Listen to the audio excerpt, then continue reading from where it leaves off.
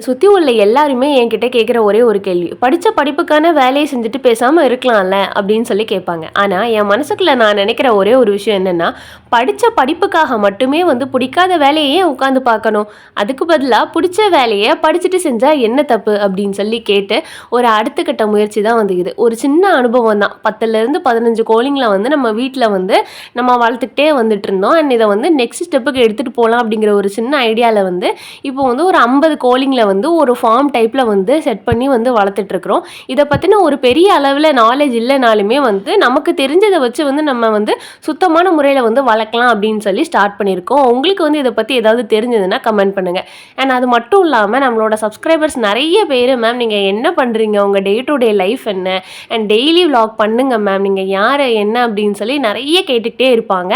And அவங்க எல்லாத்துக்குமே ஒரு பிக் தேங்க்ஸ். ஏன் அப்படின்னா, நம்ம யாரு? என்ன? அப்படின்னு சொல்லி மத்தவங்க கேர் பண்றாங்க அப்படின்னா, அவங்களுக்கு நம்ம கண்டிப்பா நன்றி சொல்லணும். அண்ட் அப்படி கேட்டவங்க எல்லாத்துக்குமே இது ஒரு ஆன்ஸரா இருக்கும்னு நான் நம்புறேன்.